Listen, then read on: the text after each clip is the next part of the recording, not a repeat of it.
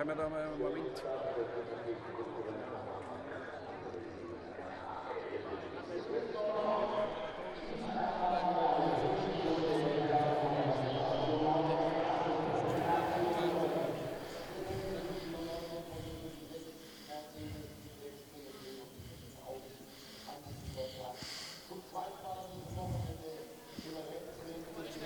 Well, I wholeheartedly agree. He did credit the team for giving him a car which has delivered pole position for Timo Glock. So brilliant effort from Timo Glock, and also from BMW, as we see Matthias Ekstrom, who of course will start his last race in DTM. But back to BMW, and Timo Glock has done a great job in qualifying, and let's hear the impressions of the boss of BMW, Jens Marquardt.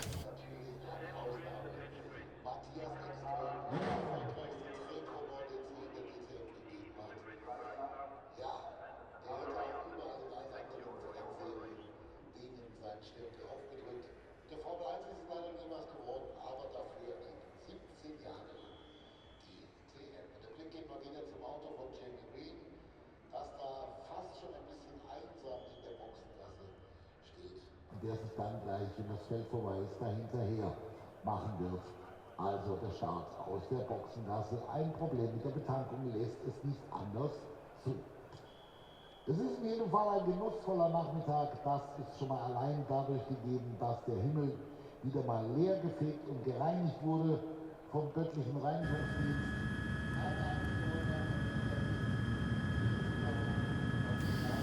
Of course, we should make mention of the fact Joel Eriksson, a rookie, is going from P3 on the grid, but pole position, Timo Glock, and the current champion, René Rast, who found something overnight for Audi, going from P2. As I mentioned, Joel Eriksson going from P3 with Eduardo Mortara in P4. We find Lucas Auer P5, Paul de Resta will be going from P6 on the grid.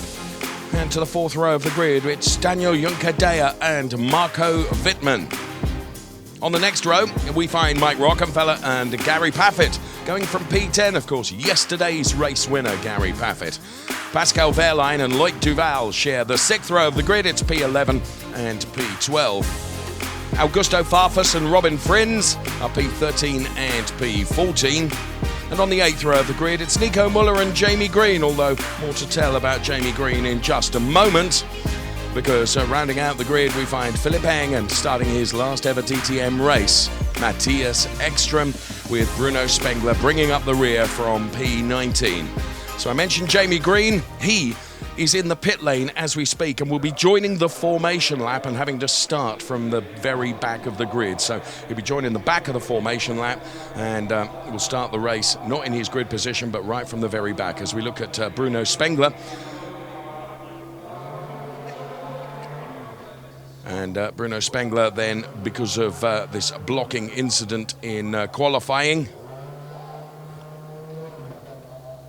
his time a 1:33, best time, but because of this blocking situation, Bruno Spengler sent to the very back, although it'll be Jamie Green that will end up being behind him because Jamie Green having to start from the pit lane into the formation lap. Matthias Ekstrom then, it's the final race in DTM for Matthias Ekstrom.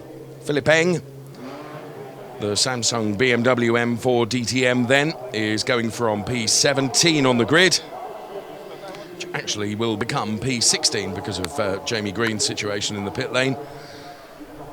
And what a qualifying performance from another BMW rookie into DTM this year, Joel Eriksson, who will be going from P3. So there is Jamie Green's car, and you saw just before seeing Jamie Green's car the very grid box that he should be in. We know not why at this moment Jamie Green was not able to make it onto the grid. The car is going to go, and we are told will be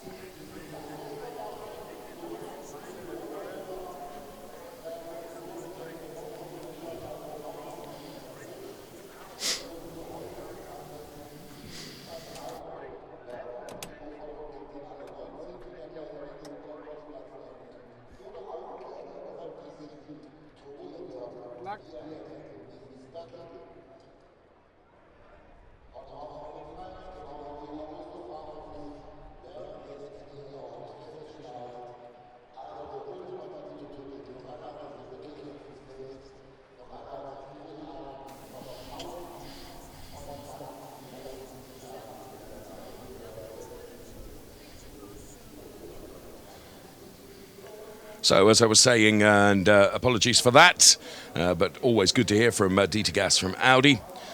Jamie Green then couldn't make his position onto the grid, goes from the pit lane, will start at the back of the formation lap, and that's where he will stay. Loic Duval about to jump into his car. Loic Duval going from P12 on the grid, and there is Pascal Wehrlein, the number 94 car going from P11 on the grid. Finished the race yesterday, P5, as Pascal Wehrlein, of course, former DTM champion, youngest ever DTM champion, returns into DTM following his forays into Formula One. But Gary Paffett, who, of course, took the victory yesterday, and it was a very dominant performance from the British driver, in qualifying, couldn't get it all together and goes from P10. So work to do for Gary Paffett, then the British driver, from P10 on the grid. And there we can see Mike Rockenfeller, another former champion, of course. And Mike Rockenfeller is going from P9 on the grid. So Audi then, in some respects, having found something overnight, because René Rast going from P2. Timo Glock having found the most, though. And, of course, Timo was in fine fettle yesterday on the podium for P3, but going from pole position today. 55 minutes plus 1 lap. With the mandatory pit stop as well. Marco Wittmann then going from P8 on the grid, a 1:32.7, the best that Marco Wittmann could deliver during that very hot qualifying session just earlier on today.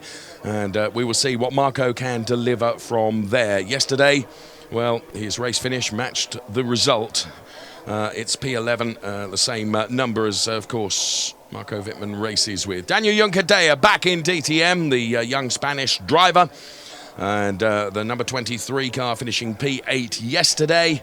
And Daniel Juncadella going from P7 on the grid. So we'll see what Daniel Juncadella can do from there. At moments during qualifying, Paul di Resta looked blisteringly quick. When it counted, unfortunately, he only managed to deliver P6. I say only. And 4, if not 5 cars, all in the 1:32.6s. And Lucas Auer, who I had a conversation with last night, I couldn't help but feel when Lucas Auer was on the podium yesterday for his P2 finish, he looked really rather grumpy. And Lucas said, well, it's exactly as you said on the air, Dave. It's basically because I was P2 and not P1. As a racing driver, P2 is not good enough. So we'll see what Lucas Auer can do from P5 on the grid. Eduardo Mortara, the best of the Mercedes-Benz drivers in that supreme livery, is going from P4. So, in the sunshine, big crowds here at Hockenheim, 55 minutes plus 1 lap race to come. And what a qualifying performance from this young man for BMW. Joel Eriksson, rookie into the DTM. And Joel Eriksson has put that car P3. Finished the race P12 yesterday. Joel Eriksson, having done a very, very good job in qualifying, he goes from the second row of the grid. René Rast then going from P2. And, of course, Timo Glock, the BMW driver, going from P1 on the grid. So the scene is set for what should be another fantastic race. We're looking for a carbon copy of all the drama and the excitement we saw yesterday in the first race of the DTM season for 2018. All the ingredients are there to deliver once again.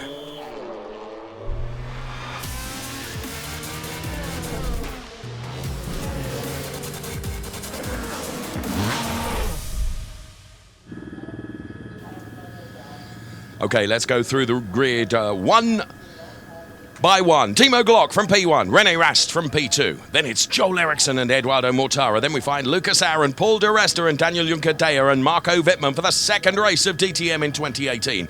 Then it's Mike Rockenfeller and Gary Paffett.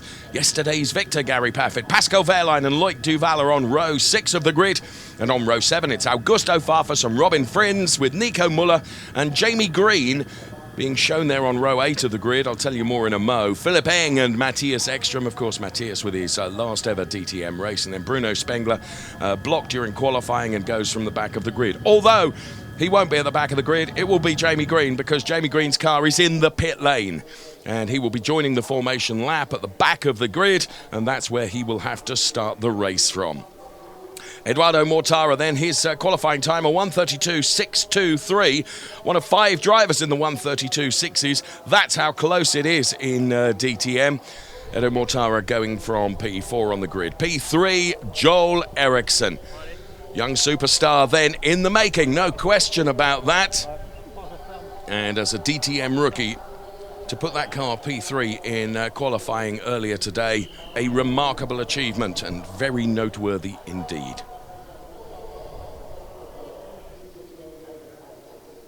René Rast, current champion. Yesterday in the race, Audi really struggled.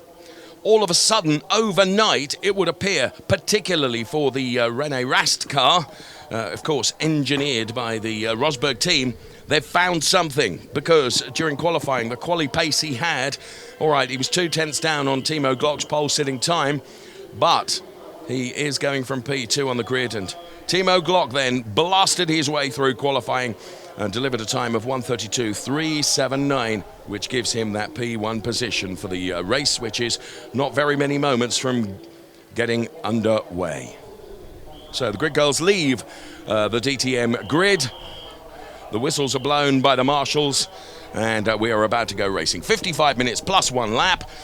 Mandatory pit stop, of course, for tyre change. And we did hear Timo Glock indicating that to get the tyres in the temperature that we have, the track temperature and ambient temperatures that we have here at Hockenheim today, to get the tyres to last is going to be a big ask indeed. So we will see how it all develops and how it all pans out. So the trophy that every driver is aiming for is sat there right in the middle of the pack then, and all the drivers will go past. So Jamie Green then is in the car, and as I say, we still don't know what was wrong with Jamie Green's car, but basically the rules are if you can't make it to your grid box, you have to go from the pit lane, and if you go from the pit lane, it does mean that you're not going to be able to occupy the grid position that you had. You've got to go from the very back of the grid. So Jamie Green with work to do. He had work to do yesterday, to be fair, the British driver, and actually finished the race plumb last, P19, unfortunately, for Jamie Green. So perhaps a weekend to forget for the British driver. Lots and lots and lots of race fans here to enjoy the DTM race action. And there you can see the man that will go from P1 on the grid. And the pace he had during qualifying, if he can convert that quali pace into race pace, well, is he going to be unstoppable? Only time will tell. So the engines roar into life. We are standing by.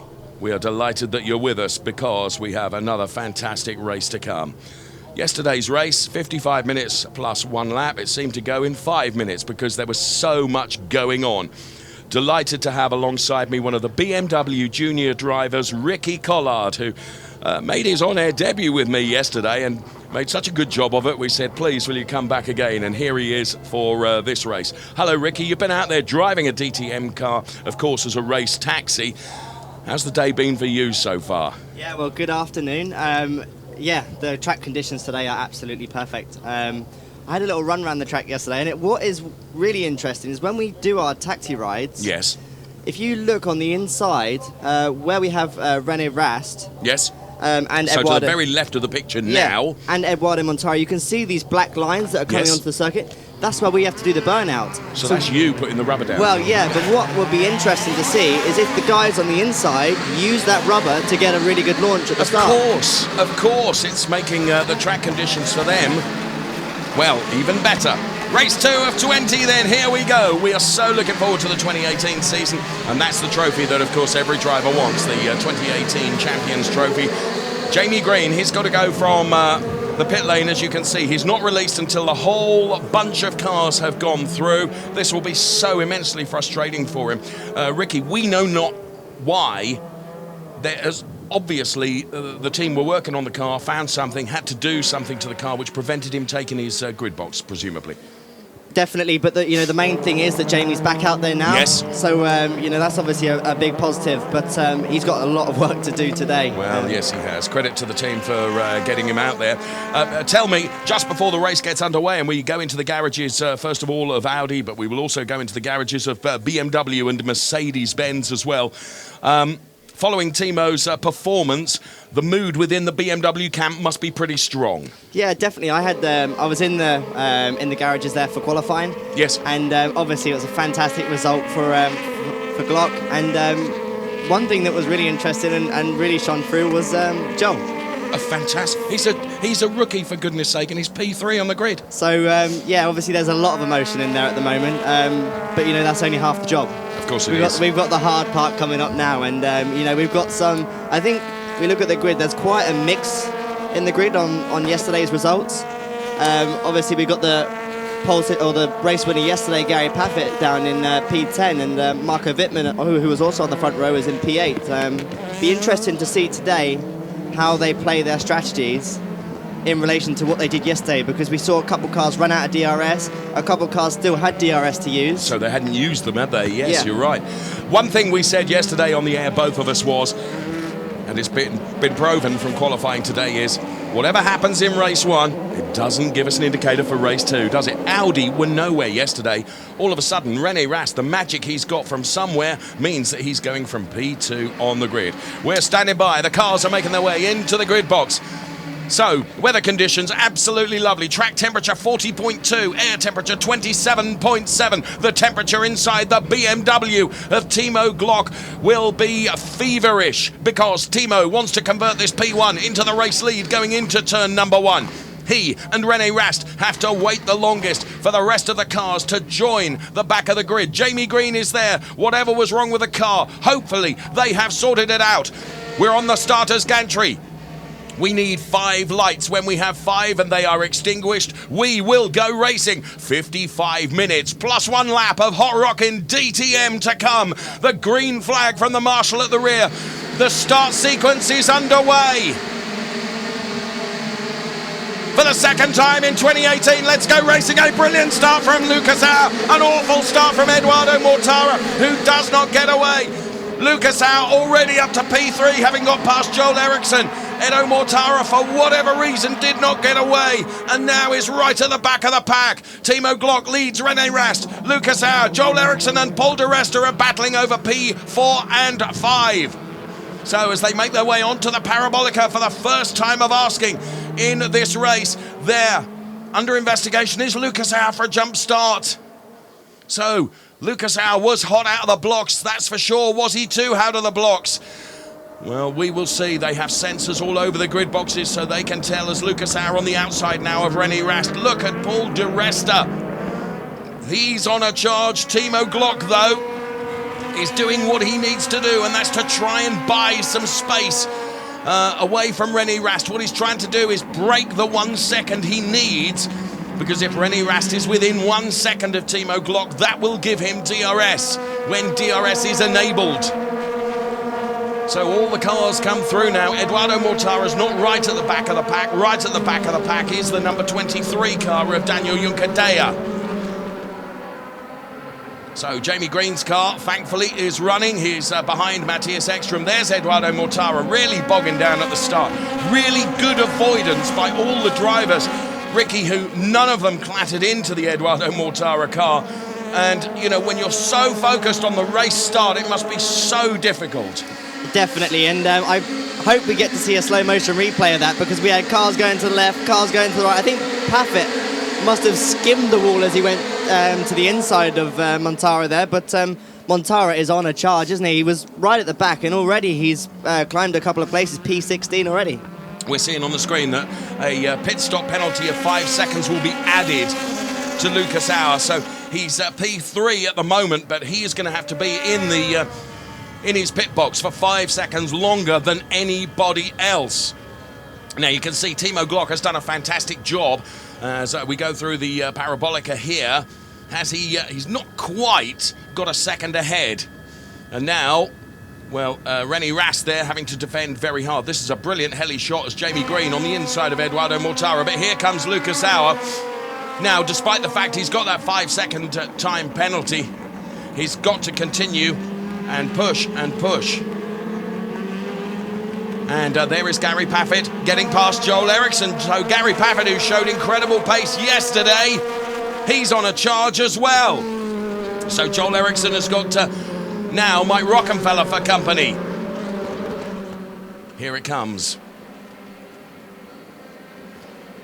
Keep your eyes here on Gary Paffett as well. And Lucas Howe he definitely went before the lights went out, didn't he, Ricky? Just ever so quick, ever so quick. But look at that, yeah, you're right. Gary Paffett almost skimmed that wall, didn't he, in avoidance of Edo Mortara. And the other one that didn't get away, which I hadn't picked up on, was Daniel Juncadella, which is why he's right at the back of the pack. Wow. So Glock is leading from Rast. Then it's Lucas Howe. Then it's De Resta. Then it is Gary Paffett. Gary Paffett up to P5 already. We are not even 5 minutes into this race. Now, Danny Juncadella, he's got a pit stop penalty of 5 seconds for a jump start, as Eduardo Mortara, it would appear, might be retiring this car. Now, the reason Juncadella bogged down is because presumably, Ricky, he would have released the clutch, crept just a little bit, which is what, which means he took advantage almost. He came back off the power, but then, of course, it's too late. You've ruined your start sequence, haven't you? Yeah, definitely. I also had a little chat as well this morning with Philip, because obviously he had the similar problem, but no, I think obviously these cars are really difficult to start, and you have to preload the clutch so much, and it's amazing how much they can preload these cars. Because it's like a launch control almost, isn't it? Basically like a launch control. It's you launch off of this earth, I think, when they go away. But yeah, I think they're 0 to 100 kph in under 3 seconds. So that's frightening. From a rear-wheel drive car, that's it's quite good. So now Glock has Rast De Resta right behind him, and what Timo Glock has not been able to do is get a full second ahead of René Rast. So Rast De Resta, they've all got DRS available to them. And Gary Paffett is in that P5 position. So just to confirm, time penalties being added to the pit stops of Daniel Juncadella and also to Lucas Howe. So both of those Mercedes drivers being penalised for jumping the start. Timo Glock continues to lead. We're on board with Gary Paffett now, who has done a fantastic job in the early stages of this race. Victorious yesterday. Oh, how he would love to make it 2 out of 2. So Gary Paffett, this is a fantastic onboard shot of Gary at work in the office there around the parabolic. He's got Paul De Resta ahead of him, and Lucas Howe, look, tracking René Rast, the current DTM champion. So Rast, whoa, he makes that car as wide as possible to deny Lucas Howe, who will try and get up the inside now, but is unable to do so. That was a perfect strategy there, wasn't it, Ricky, from René Rast, making that car very wide? Yeah, definitely. I think he's definitely got his elbows out. He doesn't want Lucas to come through, but here comes Lucas on the inside. I think he's done it. He has. Lucas Howe goes through. If he can keep the momentum, he will deny René Rast. He has. That was a great overtake, Ricky. You saw that coming. Very, very late on the brakes. Fantastic control there not to lock up as well, but here we see Paul De Resta now is going to be pushing even harder to try and get past Rast. So, René Rast then, who did a great job in qualifying. There were questions about whether the quali pace would be able to be replicated in the race.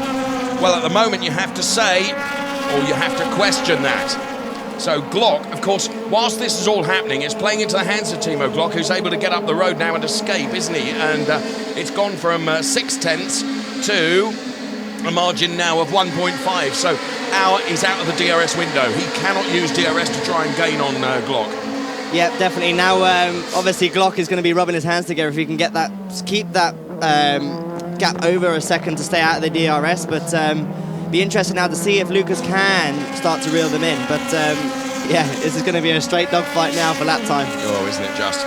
So the top 5 then have broken away a bit from the Joel Eriksson car, which is running in P6. A very creditable performance from the rookie as Timo Glock turns into the hairpin. Lucas Howe, René Rast close together. Paul De Resta, Gary Paffett close together, of course.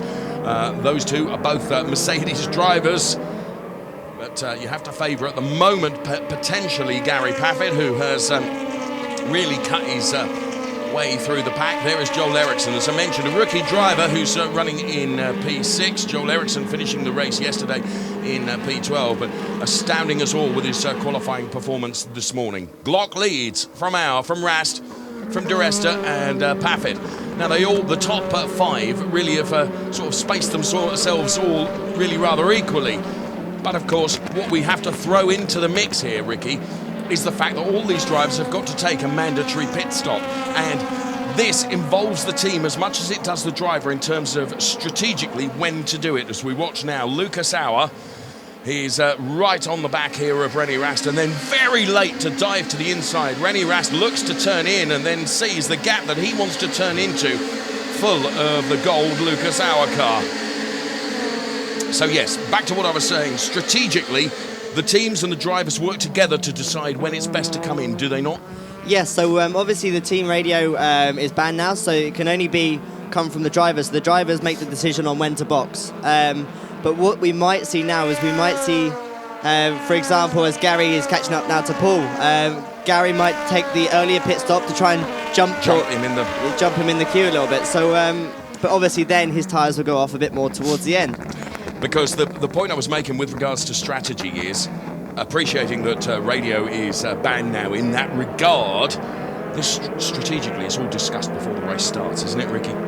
Come on. There's got to be You're a racing driver. There's a plan, but how often does the plan ever come together? I think one man whose plan is coming together quite nicely right now is Timo Glock. Absolutely. He's doing a great job, isn't he? He's maintaining that 1.5 second margin over Lucas Auer. We're on board with Gary Paffett, who's chasing down Paul De Resta, who ran out just a bit wide a little moment ago and cut up a bit of dust. But he, of course, is chasing down René Rast, the current DTM champion.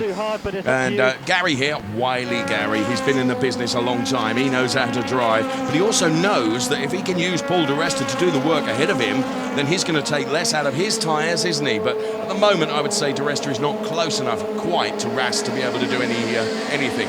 And, of course, the advantage of having DRS is disadvantaged, isn't it? Because Rast can use his DRS to defend. So whatever Paul De Resta has to offer in terms of DRS, because I think Rast is still within a second of Lucas Auer, isn't he? Only just, yeah. So what would be interesting now is when Lucas Auer opens that up to over a second. Yes. I think we're going to see a bit more of an attack here from Paul. I think Paul might be waiting, and obviously Rast is going to be using. So there, Paul isn't actually, his DRS is completely closed. He hasn't even got. He's not using it, is he? He's not using it. He's counting his chickens, as they say, I think, and waiting to let them all out. But you made a very good point earlier on. I mean, we can see the DRS lap availability that's left to the drivers on the left-hand side of your screen. Basically, you've got the DRS availability. You have 3 uses of DRS in one lap. Whether you use 1, 2, or whatever, you actually lose 3 of them. We found yesterday a lot of drivers finishing with DRS capacity spare, which seems stupid, doesn't it? We also saw a number of drivers ran out of DRS, and we can see that a number of them already are down to just 7 left. But Timo Glock, clearly, he's always going to have 12 because he hasn't had to use them at all. He's leading the race. Auer, Rast, and De Resta and Paffett, I would suggest, are in strong positions here because they've got 11 and 10 respectively. So we'll see how it plays out. Right, this, a replay of the start then, the obvious jump start from Lucas Auer, the not getting away from Daniel Juncadella and Eduardo Mortara, and I have to say, huge respect to all the drivers who look at that in a millisecond, Ricky, have to avoid stricken cars. That was amazing avoidance there by all of them. Oh, here we go, riding on board with Gary. That was the one you mentioned, wasn't it? Yeah, well, he had it actually he was obviously looking quite far ahead, but Marco Wittmann had a big slide. Oh, that's not good to see, is it? No, we can see from that rearward onboard camera. Well, Lucas is paying the price for that because, of course, when he comes in for his pit stop, he's got a 5-second time penalty. Now, actually, with Gary getting past that stricken car, you know, immediately, right at the start of the race, he's moved up, hasn't he? I mean, he did jolly well to control the car and to avoid it. But, of course, that has put him into a very, very strong PE5 position at the moment. And who knows, it could become P4 because now he's putting the pressure on Paul De Resta and is on the inside of De Resta, and Gary Paffett goes through. Just as I say it, it does go from P5 to P4. So Paffett now is in P4, having got past Paul di Resta, and next in the target sights of the Mercedes-Benz British driver is going to be the current DTM champion, René Rast. Here it is. He set this up perfectly, didn't he? Yeah, but that was a big lunge. He came from quite a far way back to do that, so that was obviously a great move. Obviously no lock-up as well, which is great, but he is a little bit heavier on the DRS compared to Paul. Yeah, you're right. So Paul could come back at him, couldn't he? Well, I think if we have to do the secret assassin again, I reckon it might be Mr. di Resta that's going to be there at the end of the race. So many people have spoken about that. You know, that's down to you. I can't accept any of that. Secret assassin is copyright Ricky Collard. We have to select one for each race. Right. 5 seconds is the length of time that number 23 car of Daniel Juncadella has to sit in that box. That must be frustrating, and it must feel like 5 minutes. Absolutely. I've been in that position, not in a real race, but in a hire cart race, I must say. So in a hire cart race? Yeah, a hire cart. Oh, I beg your pardon. Yeah. I thought you'd been abusing rental cars once again, young man.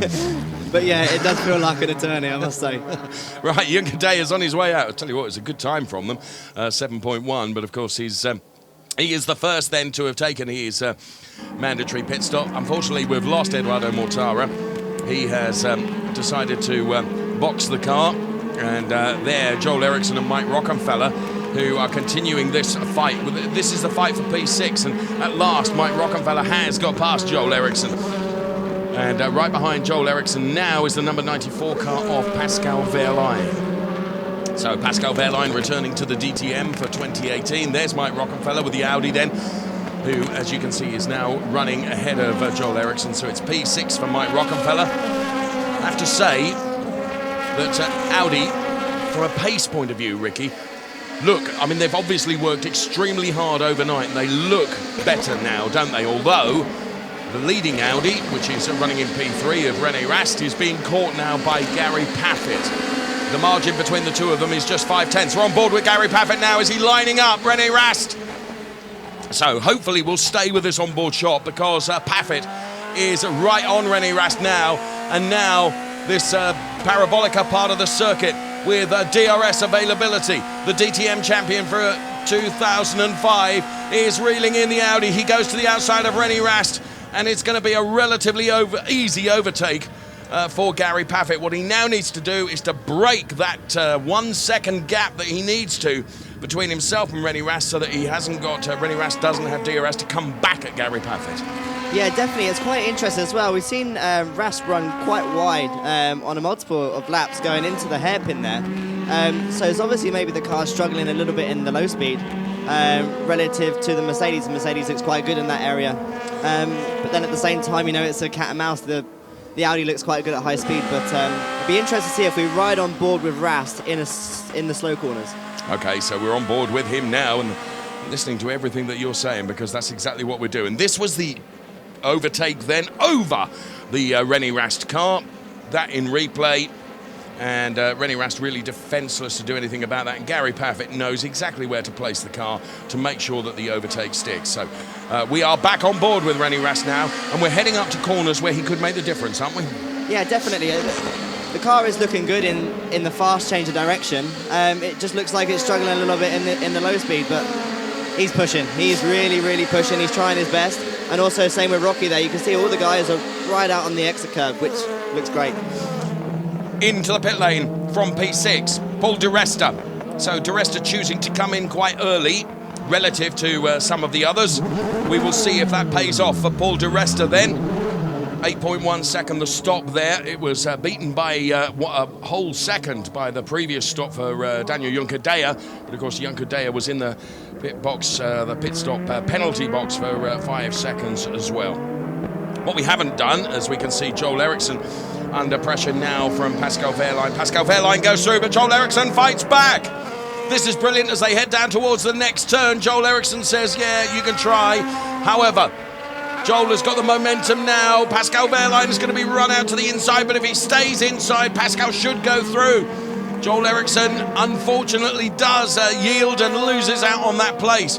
I say unfortunately because he did a brilliant job in terms of coming back at him. Look at the focus on Pascal Wehrlein as he looks into the rear-view mirror. and says, right, I have done it, you're not coming back at me. So Pascal Wehrlein, of course, former DTM champion. Oh, look at the focus and the concentration. This is a brilliant onboard shot with the driver hard at work. And talking of being hard at work, Lucas Auer and Timo Glock.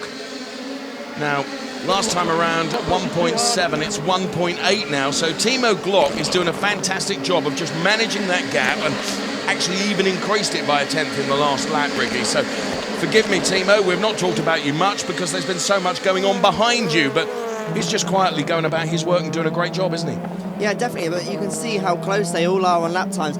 It was 1.5 20 minutes ago, so it's literally they're trading hundredths of a second. Yes. Whoa.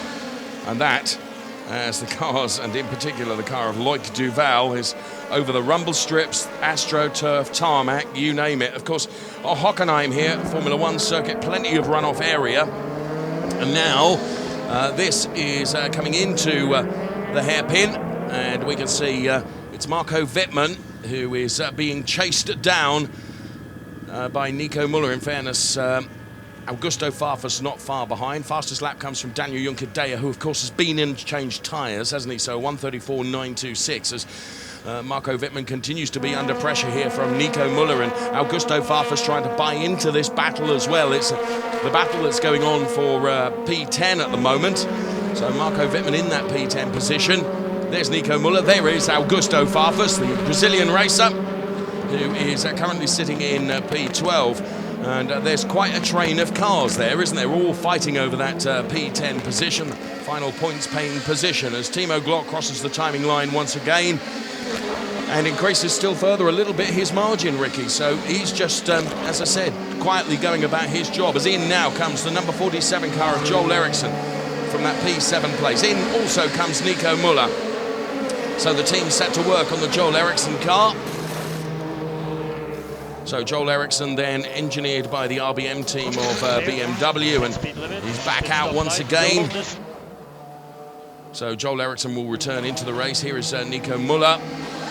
So the Nico Müller car, of course, engineered by AB team. And Müller then out in 7.1 seconds. It's a remarkable short space of time in which to change all those tyres, Ricky. Yeah, definitely. I don't think you get that at your local Halfords. No, you probably don't. But now, again, they're on these cold tyres. Let's see them work the car and try and build some heat into the tyres, because Danny Juncadella here has the fastest lap time, but obviously he's sort of out compared to where everyone else is in track position. Absolutely, and this is where the strategy is so important, isn't it, in terms of deciding when you're going to come in. I'm guessing, with the pace at the moment, I mean, Timo Glock is still the quickest of all the drivers out there, perhaps with the exception of the Daniel Juncadella, of course. You know, he's in the 135s. So at the moment, I would suggest that because he's untroubled at the front and his tyres are performing relatively well, he's not having to be too aggressive, is he? Yeah. For him to stay out the longest he possibly can, surely that will be of an advantage to him. Yeah, definitely. They've got no reason to pit right now. So I'm sure Timo obviously will know that. And as we got that Marco Wittmann into the pits now from our commentary booth. Yeah, I think you're right. As we watch the team stand by to change the wheels on the double DTM champion 2014-2016. He was victorious in the championship and makes his way back out again now. Marco Wittmann then 7.5 second stop for Marco Wittmann. So we have 5 drivers that have stopped thus far. And here is Joel Eriksson then, having returned to the track. And here comes Marco Wittmann. He will be absolutely defenceless to Nico Müller because, as you mentioned just briefly, they're cold tyres, because where once, a couple of years ago, we had tyre warmers in DTM, so the tyres were almost up to temperature before they were even put on the car. Those have been completely banned now. So, you know, that makes the cars very vulnerable, doesn't it, as soon as you come out of your pit change.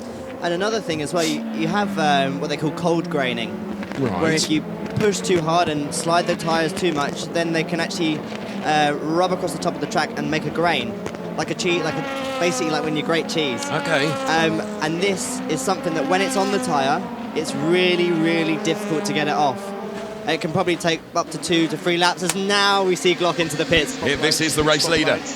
It's the splitter cam that we had that told us that Glock was coming in. So, the RMG team, hard at work on the Timo Glock car, doesn't want to lose any time in this pit stop. We've seen times at 7.1. It wasn't the quickest, but I think it's good enough. So Timo Glock on his way down the pit lane once again. I say once again, he hasn't been in the pit lane. Of course he hasn't, but he's back out onto the track once again. This is Paul di Resta, who is the closest of the drivers that has pitted relative to where Timo Glock is.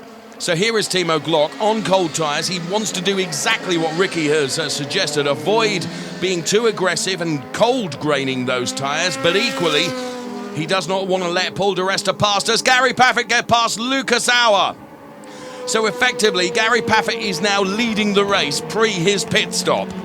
Yeah, definitely, and he's up into, well, P1 now, yeah, like you say, but it'll be interesting now to see how Gary gets on in clear air, if he can just get his head down and get a couple fast lap times in, if he will come out maybe in front of Glock. Well, it will be interesting to see, won't it? So we await the Gary Paffett pit stop, and that will reveal all. But of course, by that time, Timo Glock's tyres will be up to temperature, won't they? Gary will be at a disadvantage relative because he will be on cold tyres. Oh, and he dives in now. That was a late decision, Ricky. Very, very, very late. Awesome bit of car control on the way in, and stops to the line. Here he goes. See how the Mercedes pit crew get on. HWA will go to work on the number 2 car of Gary Paffett then, and he pulls the car into the pit box now. Pinpoint accuracy, I mean, that is spot on. Oh, was there a slight problem with that rear? I'm not sure. It's not going to be the quickest time in the world. A 7.5 is not bad as Paffett's on his way out once again. Where is Timo Glock, Ricky? From the window you're looking at now, we can see him on screen now. Here comes Timo Glock. Gary utterly defenceless against Glock and Paul di Resta because he'll be on cold tyres. There we go, so it'll be interesting now to see how Paul gets on. Yeah, he'll just drive around the outside of him, won't he? Look at that, because he can do so. However, Gary is going to have younger tyres than Paul di Resta. However, how quickly can he get them up to temperature? Because he doesn't want to lose too much time, does he? He doesn't want the gap to become too big. I think Paul has played this game extremely well. Do you? I think he's pitted at the right time. He's got a good amount of usage. Still got 10, is that 10 DRS usage left? Absolutely right. Yep, so he's obviously still got a load of... No. That's what lap they pitted on. Forgive me. Yeah, Forgive me, sorry. But obviously I know from previous that he has loads of DRS usage left. So, yeah, it'd be interesting to see now how maybe they might work together to reel in Glock. Is Auer going to come in this time around? Bear in mind, Auer has got to... No, he stays out there. In comes René Rast, though, and also Mike Rockenfeller. So, yes, the green indicator on the left-hand side of the screen tells you what lap the car's pitted. So we have there the number 33 car of René Rast and the number 99 car of Mike Rockenfeller, which leaves us with 7 cars that have not taken their mandatory pit stop. One of those is Lucas Auer, one of those is Pascal Wehrlein, who of course is now running in P2 pre his pit stop. So Rast and Rockenfeller in, and Rocky's going to take Rast in the pit lane. So a problem there with the René Rast car, presumably all those the wheel change, and Rocky got out ahead of René Rast. Both of them will be on cold tyres. And we have seen in the past where mistakes are made when you're on those cold tyres because there's absolutely nothing you can do about it. I mean, Zandvoort last year, hugely experienced Matthias Ekstrom into that Tarzan turn, just lost the car completely on cold tyres. We're on board with René Rast now, who's heading up towards the hairpin. There is Glock, di Resta and Paffett, and they all remain within contention. Gary has not let that gap get too big, has he, in terms of rebuilding the temperature into the tyres that he needed? No, he's kept it obviously within a second, so he's going to stay inside the DRS, which would be perfect for him. So, yeah, I think he is also managing and controlling it extremely well. So it's all playing out to be a perfect finish to the first weekend here in DTM. Yes, I think you're absolutely right. This is Lucas Auer then, who Now what he's doing, as he's leading the race nominally because he hasn't stopped, I suspect what he's trying to do is just do quali lap after quali lap after quali lap, because he's going to lose 5 seconds when he has to take that pit stop penalty, isn't he? Yeah, definitely, and it's really easy when you're doing that to make a small mistake. Right. If you're trying to push on old tyres lap after lap after lap, you know, it's like a runner trying to run flat out for, I don't know, 4 or 5 kilometers. So, you know, you have to be quite manageable with your mental capacity, your physical energy, and obviously what the car is doing underneath you. So you've got to manage and juggle all of those things, but that, I would suggest, is what Lucas Auer is trying to do. He's 4 seconds ahead of Pascal Wehrlein at the moment. There is Timo Glock, who, of course, is running in P8. But the cars that have not stopped yet: Lucas Auer, Pascal Wehrlein, Robin Prins, Bruno Spengler, Philipp Eng, Matthias Ekström, and Jamie Green. And that's the car that you can see, or could see, middle screen, the number 53 Audi. So there is Glock, there's Paul di Resta, and there is Gary Paffett. And running behind Gary Paffett is the Joel Eriksson BMW.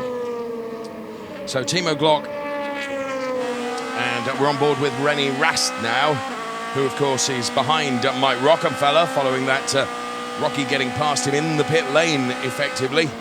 So you can see bottom left-hand side of your screen as René Rast left foot brakes. And back on the throttle again, all the back end of the car, stepping out just a little bit, well controlled by René Rast. He takes a bit of the curve, gets the apex just right.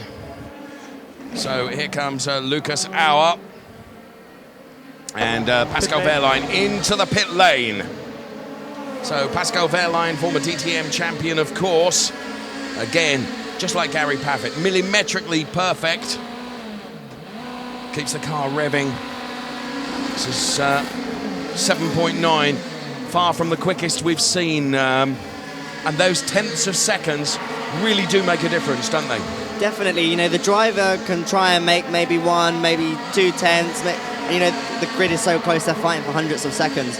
Whereas we're seeing quite big differences in the pit stops of around 1 and 2 seconds. So this is actually a massive part. See, look at that, Jamie Green, just 7 seconds. There you go, and the Audi crew obviously doing a good job. But what's interesting as well, we're seeing different techniques used by different teams. So some are changing the front and the rear.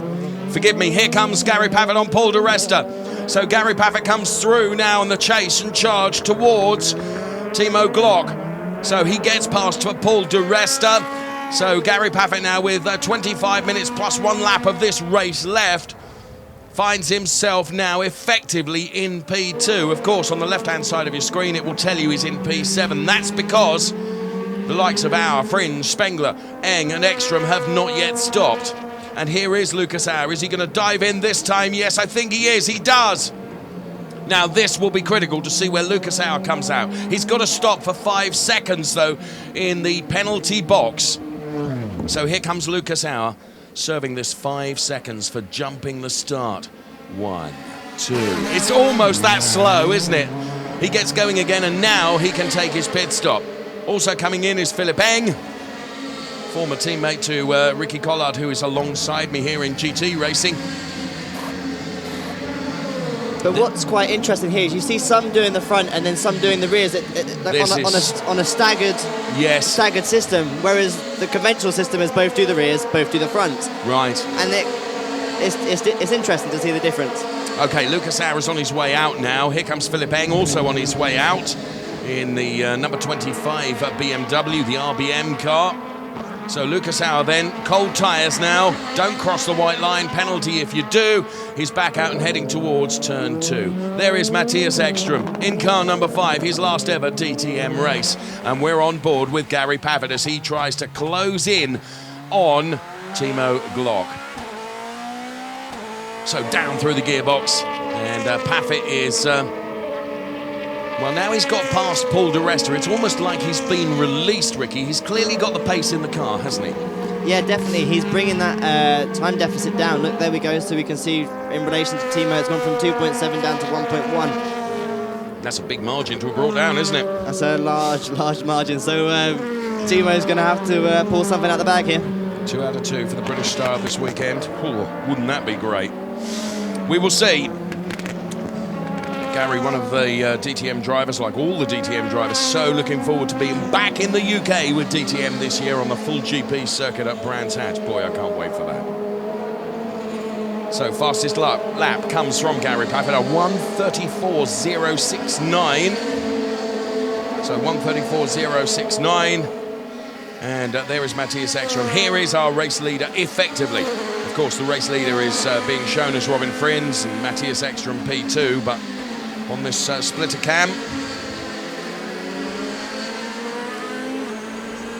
So the last two to stop will be Robin Frins and Matthias Ekstrom. So this, we're on board with Timo Glock. Just look at the speed, 250 kilometers per hour. Yes, 251 kilometers per hour. As he starts to brake then for the hairpin. Wonderful to have that camera there to give us those images. Matthias Ekstrom then, who of course will be about to, when he comes into the pit lane, it will be the final pit stop of his racing career, because it's not necessary in rallycross, which is where he will be focusing and concentrating his efforts.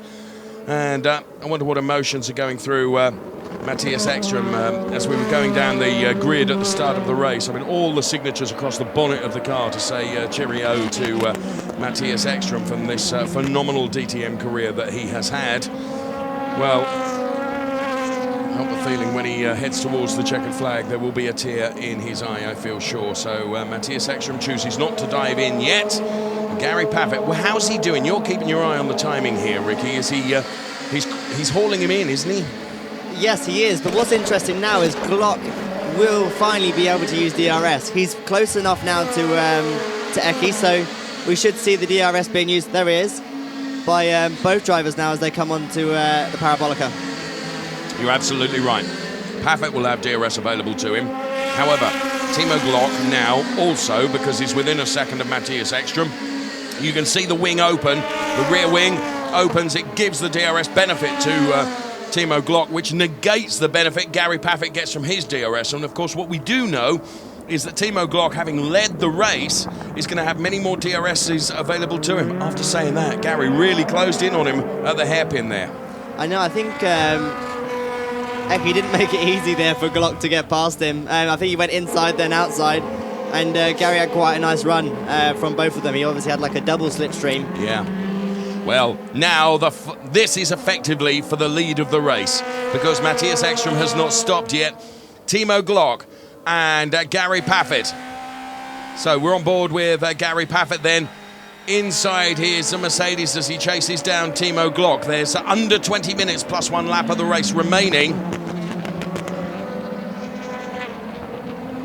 And there, the all-blue #2 car, which is P2 currently. Here comes Glock, here comes Paffett, and in for the last time, for his last pit stop, it is Matthias Ekstrom, who has had a fantastic career in DTM, and he pulls into the garage for the ad team to go to work on that car. But just look at Gary Paffett.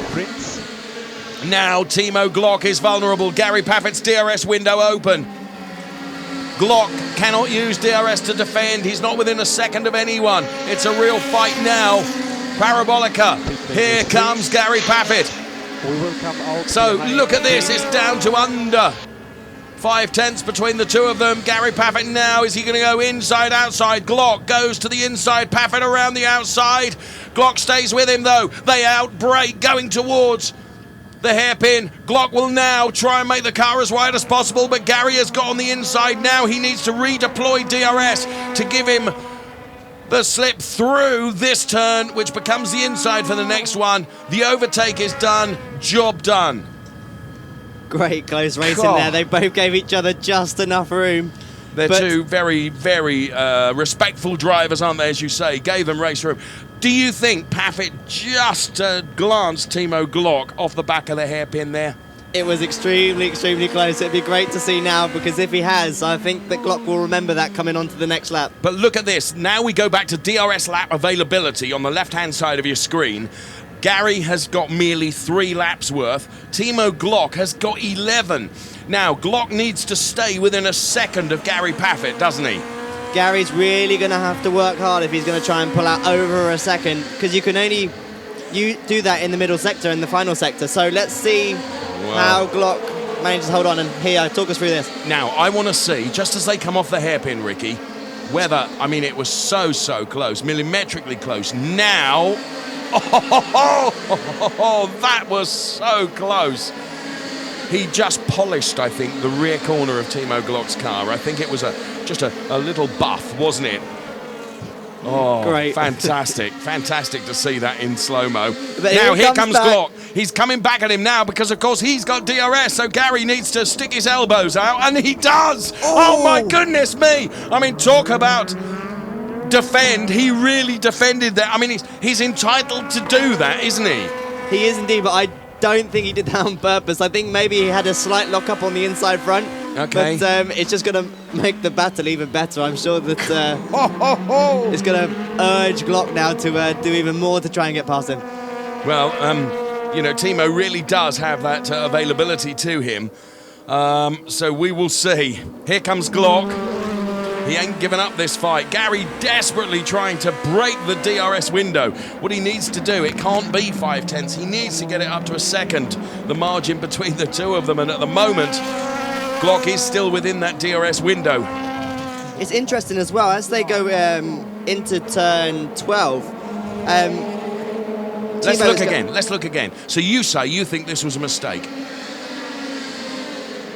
Sorry, Ricky Collard, I don't see any evidence of a lock-up there. Hard racing, I think. Hard but fair, isn't it? Hard but fair. And both cars were still within the white lines. And here comes Glocky again with the DRS open. Round 2.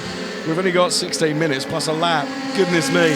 Like yesterday, the drama unfolds in front of us. It is DTM 2018. Jens Marquardt from BMW looks on. You don't very often see Jens looking quite so focused on the timing screen. Here comes Timo Glock to the inside now of Gary Paffett, and surely he will... Well, look at this as Gary Paffett gets the momentum off the back of the hairpin. How on earth did he do that? But he's got DRS as well, so here we go. Another round coming up. Inside, outside, inside. Now Glock will try and switch to the inside and get underneath Gary now. Gary once again uses the middle of the track by metaphorically sticking his elbows out. I'll tell you what, Timo Glock is fighting like never before. Two old stalwarts of racing here doing a fantastic job and providing such great entertainment for us. Timo Glock running over the rumble strips. He takes the inner part of the Sachs turn. Gary defending for all his worth. Glock attacking for all he's worth. So they complete another lap. The back end of the Glock car stepping out there on the second from last corner as he controls that. Gary was just super smooth, wasn't he? Absolutely. But 6/10. So Glock has got DRS again. Here comes another round. Oh, brilliant. Ding, ding, ding. Yes, clean fight, though, please, boys. Clean fight. The bell sound effects brought to you by... No, I can't say that. Right, through turn 3, back out onto the parabolica. This is where Glock flicks the DRS. Now, the window opens, the wing opens, I should say. This gives a real advantage to Timo Glock.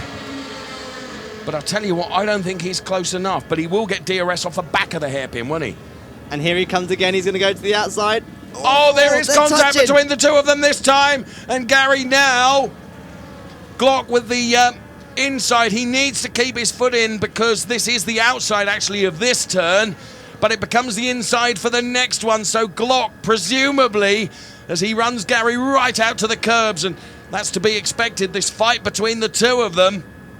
It's extraordinary. Look at this. A little touch between the two of them. The back end of Glock's car just flitting out there. Epic. Absolutely epic. Brilliant. I can hear the crowd inside. They are loving this fight at the front.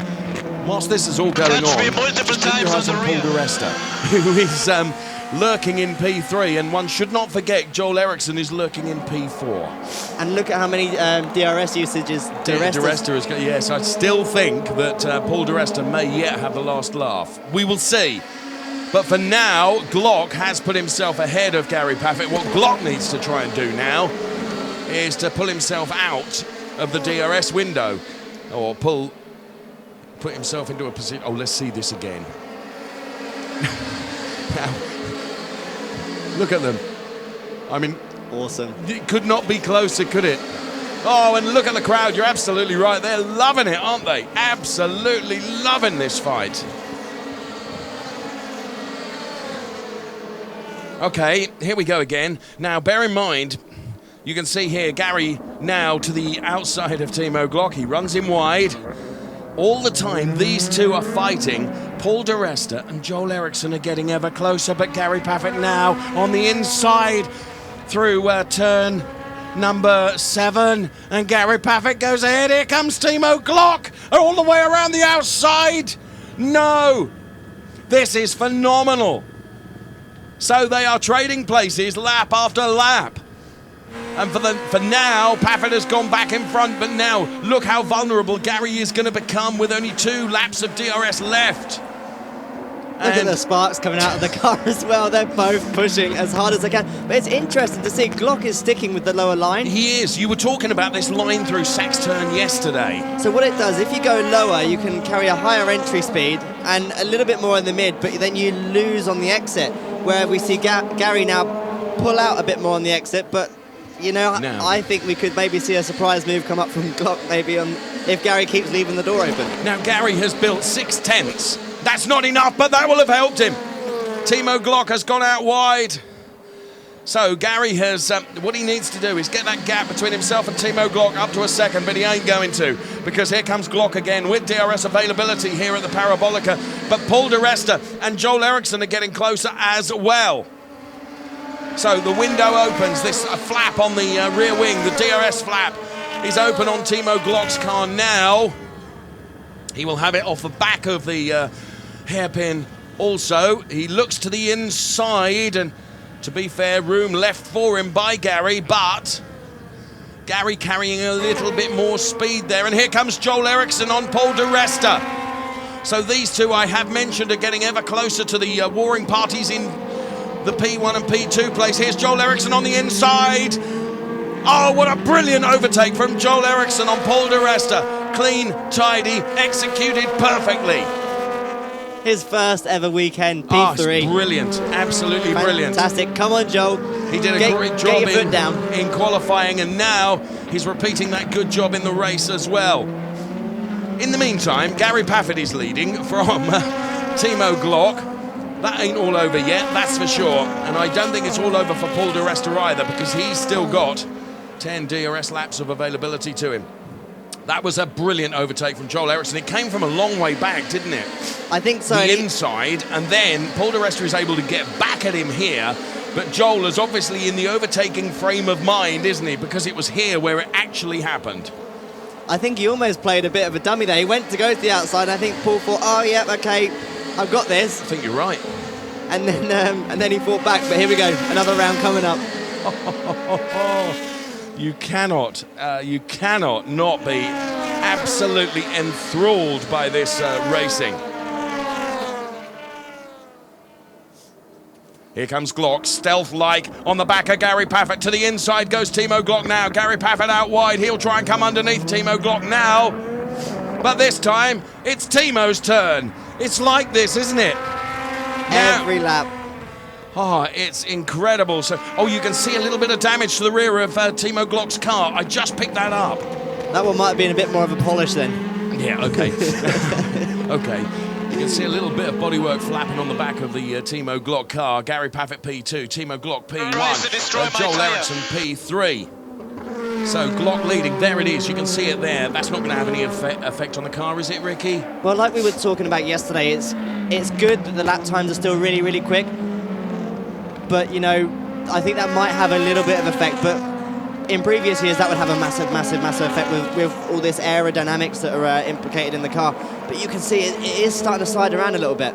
So there was Glock. Oh, and that's where the contact came, isn't it? Yeah. So that has caused just a little bit of damage to the back end of the Timo Glock car. Look at Jens Marquardt, absolutely emotionless, the boss of BMW. That's why he's the boss, isn't it? Absolutely. I think He's your boss, I should say. yeah, I think he's still waiting. He's counting the minutes down, I think. And but what a great show that these guys are putting on. Like yesterday, Ricky, you and I have been on the air with this race. Look, we've only got 7 3/4 minutes plus 1 lap left. Where's the time gone? Here comes Paffett then, who does still have 2 laps of DRS availability to him. Timo Glock will try and make the all-yellow BMW as wide as possible. And there we can see Mike Rockenfeller on Paul de Resta as Mike Rockenfeller moves himself up into P4 now. And René Rast is coming as well. And Paffett and Glock side by side. Again. Whoa! And again to the inside now goes Gary Paffett. They are each and every turn, turns where normally overtaking does not happen. They are trying. This is brilliant racing side by side from the both of them. Wow, and Gary just out onto the Astro, but maintains the speed and outbrakes going into that turn. Through the Sachs curve, and Timo Glock, well, he continues to hold on and just stays in front of Gary Paffett. Half a lap side by side. Oh. The perfect racing we want to see. Just the right amount of respect. These guys have got so much respect for each other, but you know. I tell you what, Ricky, I know we've only got 6.5 minutes left. Joel Eriksson is hunting. Joel Eriksson in P3. Look at the pace he's got.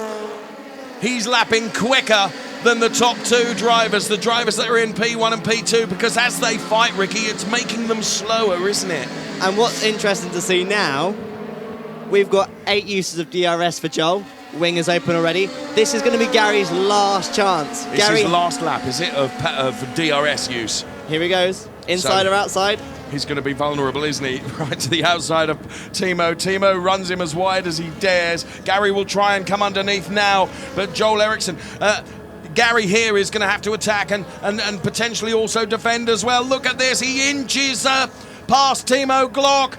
Does get past him going into the next turn. But Glock comes back on the inside. And Joel Eriksson is saying, come on, you two. Keep fighting like this because I want to buy into this battle. On my first DTM race weekend, I'm in P3. But do you know what? I want to be even higher up on that potential podium.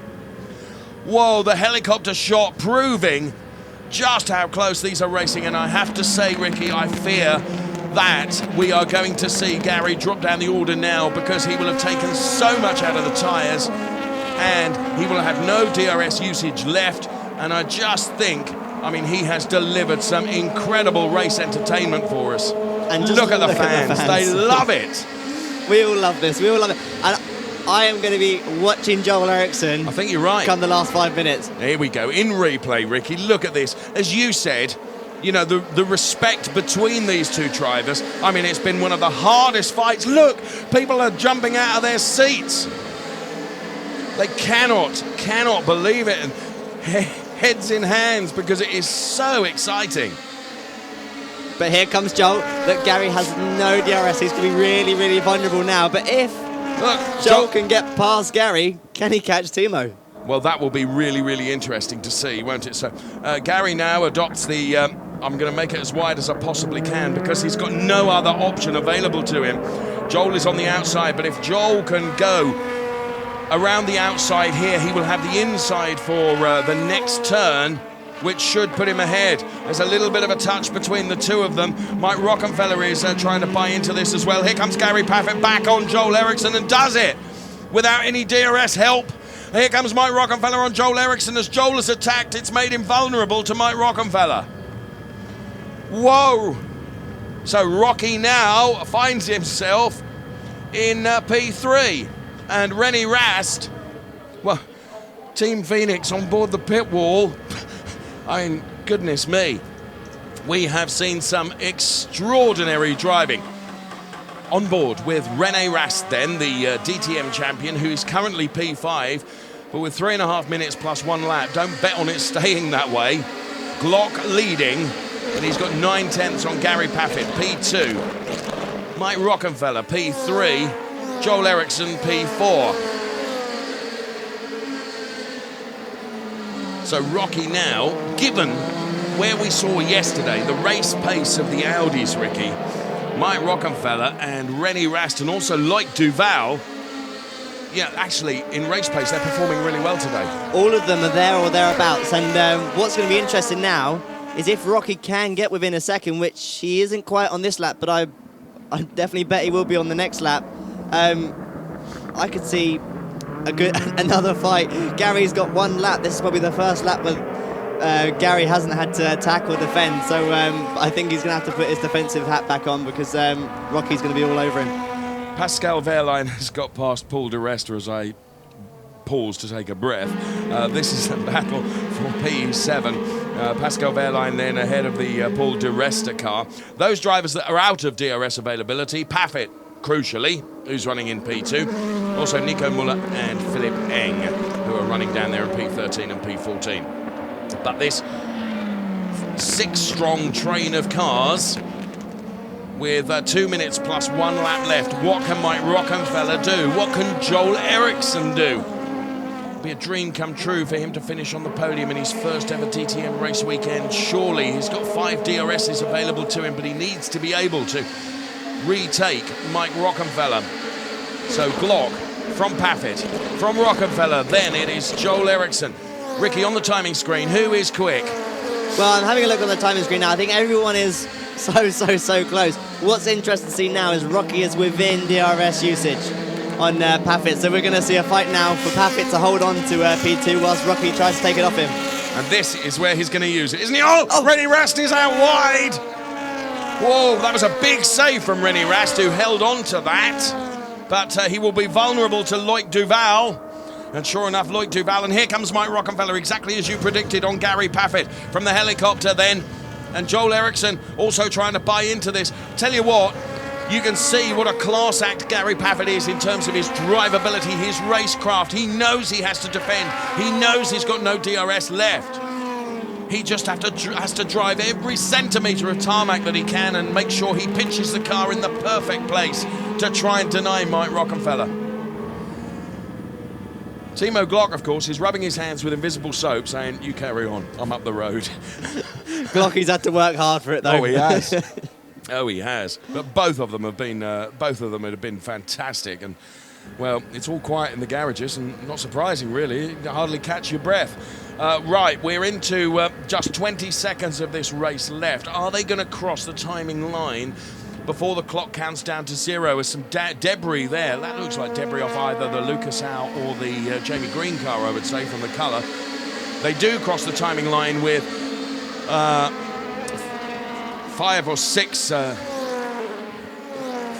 seconds left. So now I don't know whether that debris, I think it was from the Lucas Howe car. I think. So debris on the track. The only problem we're going to have here is now if cars are running if cars are running side by side, you know, we don't want to see anybody. We had bird strike yesterday. Yeah, we did. We don't want to see any debris causing an impact. Here comes Rocky on Gary Paffett then, as they head towards the hairpin. Whoa, there's almost a touch between the two of them. Gary Paffett makes sure his car is right in the middle of the track, and then to the outside, here comes Mike Rockefeller. Gary needs to keep his foot in here to get ahead of the Mike Rockefeller car. Not for this turn, but for the next one, because Rocky is going to have the inside line, isn't he? So Rocky runs Gary out wide. Joel Eriksson tries to buy into it as well. Here comes Gary Paffett coming back at Mike Rockefeller. There's the debris. Rocky's gone right over it. How did Gary keep hold of that position? Well, he did, but here comes Joel Eriksson now on Mike Rockefeller. So around the next turn, thank goodness for these heli shots, which are able to show us just how this is unfolding. I wonder whether Mike Rockefeller might have caused damage to his car running over that debris. Here it is. No, he just glanced it and it got thrown and discarded away. That's one way to remove it. Right. Here we go, last lap.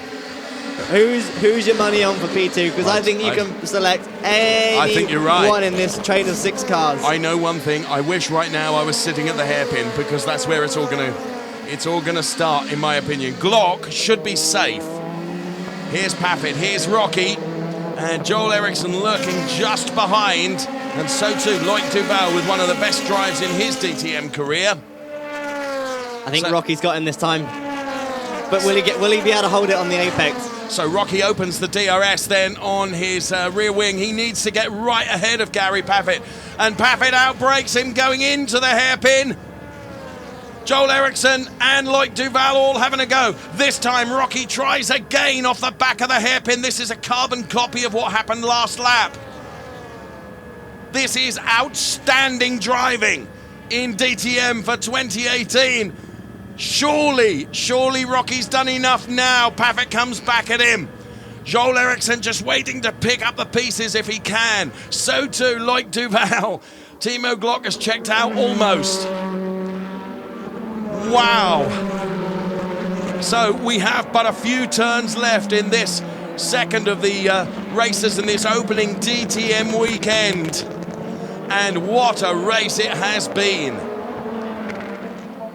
So there is Timo Glock, who will round the final turn and for BMW will take the victory.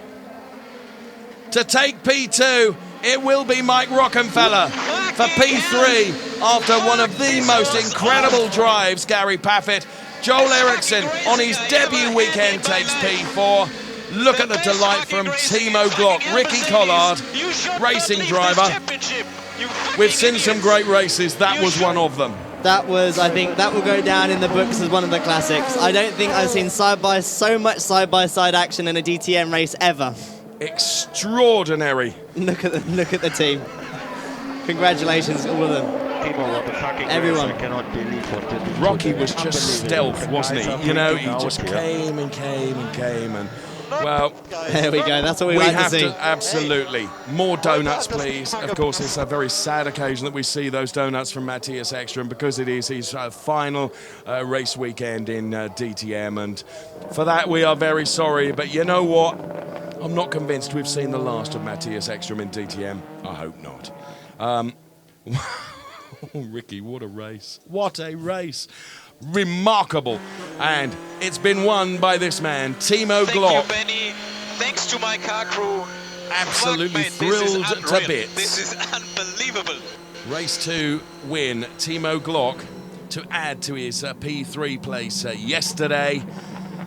Well, he brings the number 16 BMW back as the team await their driver. And do you know what was really nice about Timo during qualifying is on the team radio, as he set that pole position, that he said just how much it was down to the team as well. One very happy BMW boss is Jens Marquardt. What a race.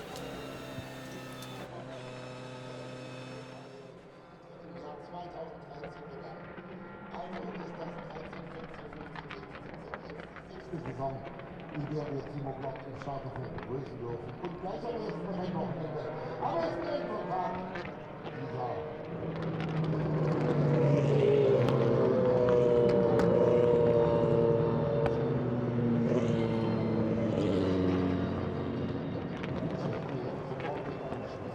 weil dieses Rennen hat uns natürlich alle hier komplett im Arsenal gebracht. Thanks, and there were two words that Jens Marquardt said there which are absolutely right. It was hard, but it was fair as well.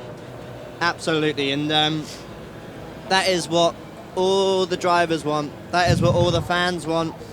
And, you know, long live this sort of racing. This is just epic. And like I said, we had all three manufacturers, yes, all on the top three steps of the podium. This is Matthias Ekström. You'll forgive us for focusing on this as he lights up the rear tyres because he's saying cheerio to the legions of fans that have supported Matthias Ekström throughout his very, very successful DTM career. He's doing donuts nearly as well as you can, Mr. Collard. That's brilliant. Smoke out those rear tyres as he says thank you to the fans who are here in their thousands this weekend. Very, very sad that it is Matthias Ekström's last DTM weekend. And as I mentioned earlier, I had the privilege of sitting down with him as Timo Glock stands on top of his car to celebrate his race win. That will mean a lot to him. Let's see the reaction between himself and Gary Paffett. Look at this. I mean, that was Two absolute masters racing together, Ricky. Perfect, absolutely perfect. And look at the and respect. the respect between them is, well, it's almost eye-watering to see, because it was blooming hard out there, wasn't it? Definitely, and I think for all young drivers as well watching this, this is what it's all about. This is what it's all about. Absolutely remarkable. There's Mike Rockenfeller. I mean, all three of them. Oh, he's blown the tyres up. Well done, Matthias. That's man. exactly what we want to see you do. The poor guys from Audi have to run over. He was honest. He was going for about whilst we shot over. Terry Grant-esque, wasn't it? Freshly baked them ones, I can tell you. Yes, we're on the rim now. Never mind. I think he actually went onto the grass a couple of times. Oh, legend! What legend. a race! And there, Matthias Ekström saying cheerio to his fans. When I sat down and talked to him, it was so important for him to be able to do this, and you know, you have to have huge respect for a racing driver, because, you know, I don't know, does a big fan base make any difference to you as a racing driver? And he said, absolutely, yes, it does, Dave. That's what's left of that. Still going. He's still going. He hasn't lifted, I can promise you that. Confirmation then of the result. Taking the win, Timo Glock from Mike Rockenfeller, Gary Paffett. Then it was Joel Eriksson, that's a phenomenal performance from Joel for P4. Loic Duval, Pascal Wehrlein, René Rast, Bruno Spengler, Paul de Resta, and Augusto Farfus, the top 10. Followed by Marco Wittmann, Robin Frins, Nico Muller, Philipp Eng, Lucas Auer, Matthias Ekström, Jamie Green. Then it was Daniel Juncker-Deya, and of course we lost Eduardo Mortara, who retired the car during the course of the race. And apologies to all those other drivers who we didn't talk about during the course of the race, and the reason we didn't was because the action at the front was just so compelling. Absolutely extraordinary. So Matthias Ekström, I suspect with a tear in his eye, and Timo Glock with a tear of joy in his eye. It was just an incredible, well, I was going to say a few laps, but it wasn't a few laps, Ricky, was it? It was lots and lots of laps. It was from start to finish. We had cars not making it off the grid. We had side-by-side action. We had a little bit of contact, not too much. Pit stops that were going wrong, pit stops that were going extremely well. Yeah, debris on the track. No bird strike this time, which is always a positive. But amazing. And look at this. Timo Glock going towards the checkered flag, then the team hanging over the pit wall to salute him as he takes the win. Brilliant stuff. So Timo Glock is victorious at Hockenheim. Let's hear from him now.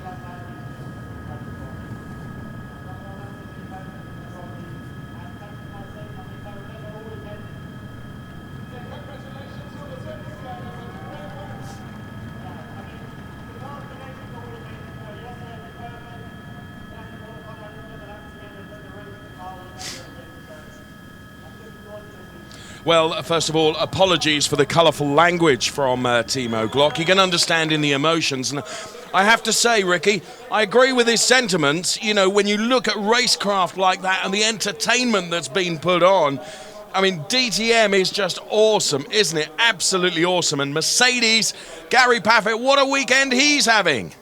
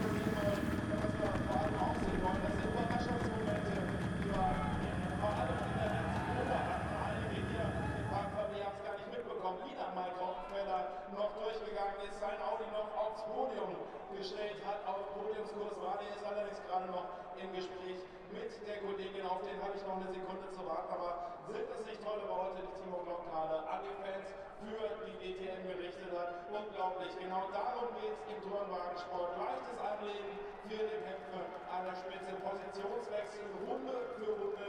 Unglaubliches Spektakel, was wir heute gesehen haben.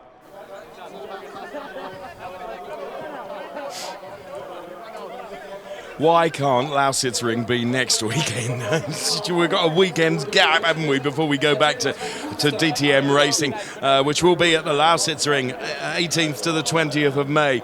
And based on the experience we've had this weekend, you cannot miss a lap of it, as the drivers have delivered a phenomenal race. And there is Timo Scheider, of course, former two-time DTM champion, congratulating Gary Paffett and Timo Glock. Hard but fair. That's exactly what we want to see. This motor racing business, of course, it's very serious sport, Ricky Collard, but the thousands of fans want to be entertained because there is an element of showbiz, isn't there? Absolutely, and what was really interesting to hear was Gary. I could have finished second. But I didn't. I'm a racer. But I'm a racer, and I didn't want to. So, Gary, we salute you. That was definitely the right thing to do. But look at all of them. They're just ear to ear with a grin and a smile. And I think everyone is. Look.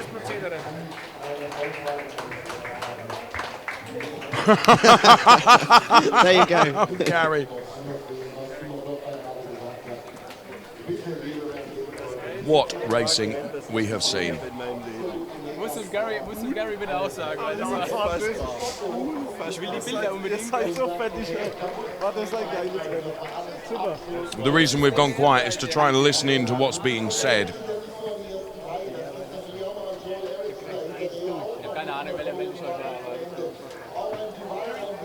Well, the podium is being readied, and we will see Glock, Rockefeller and Paffett on the podium, and here in super slow-mo to music, the top three racers.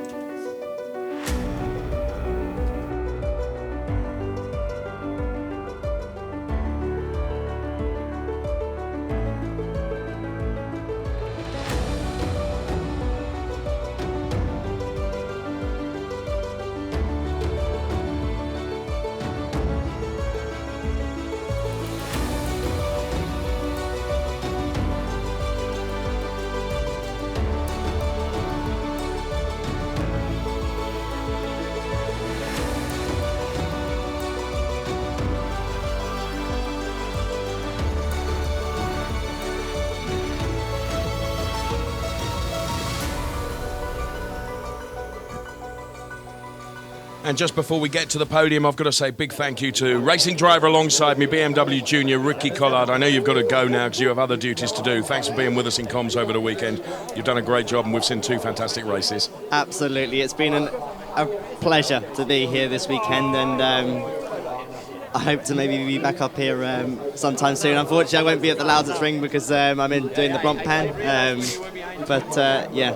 You're a racer. I'm a racer. You're a racer. But on that note, whenever you've got a moment, you're always welcome here. Ricky Collard, then BMW Junior, who joined us for comms this weekend, and great to have him alongside us to give us the racing driver's perspective of everything that was going on out there. And there was a lot. There was a lot. That's for sure.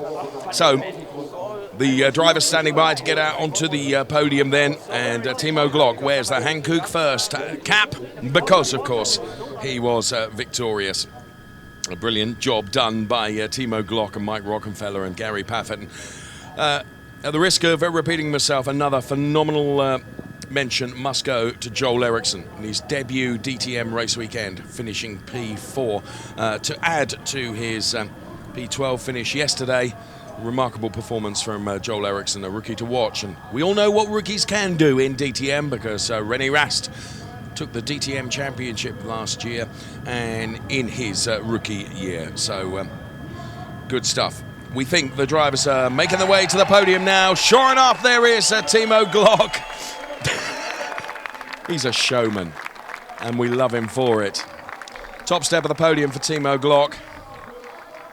Gary Paffett could have settled for P2, but wanted to take the win, and in so doing losing a place, which means Mike Rockenfeller will be on the second step of the podium for taking P2. And what a phenomenal drive from the British driver. He's taken a win and a P3 this weekend in DTM. And he goes to the third step of the podium. Look, all the drivers having thoroughly enjoyed that race, which is so, so important, and putting on a fantastic show for the thousands of spectators here, and of course, the spectators all around the world on TV. Ingo Leybrink there from BMW as the national anthem plays out.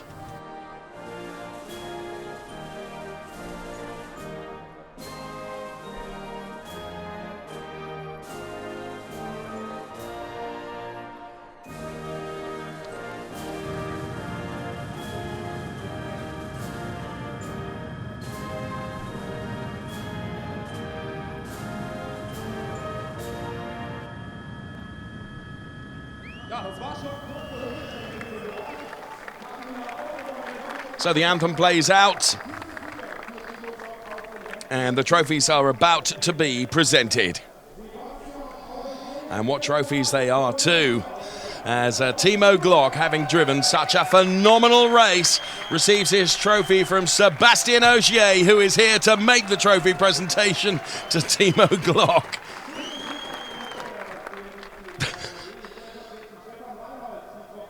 Here comes P2 from Dieter Gummer, the Lord Mayor of Hockenheim. No, it's the team's trophy, of course, that Dieter is presenting.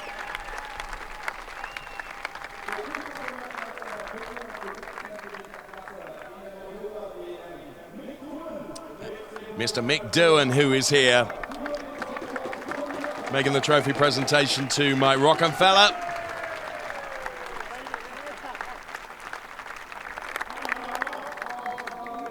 And Gary Paffett gave it his all. And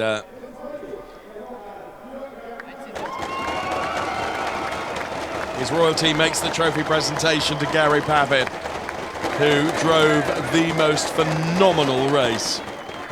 As he said, he could have settled and banked P2, but he was going to go for the win. That meant he lost out. Well, he delivered some fantastic entertainment for us in so doing. So the drivers all together, and Stefan Reinheld as well, all onto the podium. Top step for the photographs.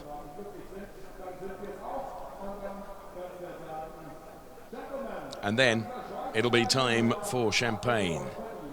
And I just think the celebrations might be quite boisterous up there. So there we are, a fitting end to a phenomenal race for DTM. Rocky sharing the champagne with those below the podium.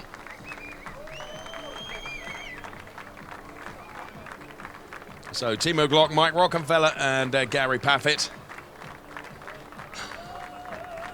That's going to be talked about for a while yet, isn't it? So down there in just behind the Parc Fermé area then, all those members of the team that come along to support everyone.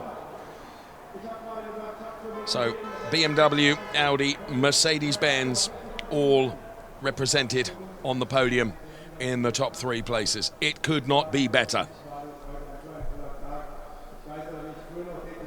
So, of course, the focus of the world's media on our top three as we think and look ahead to the next round at the Lausitzring between the 18th and the 20th of May as Timo Glock receives his race-winning trophy. Over the course of the season, we head to Lausitzring, Budapest, Norrisring, that brilliant street circuit, Zandvoort, Brands Hatch in the UK on the big GP circuit, Misano, night races, Nürburgring, Spielberg, and of course, we will be back here for the final round of DTM in the middle of October as we round out the season 2018. What a weekend we have had here at Hockenheim 1.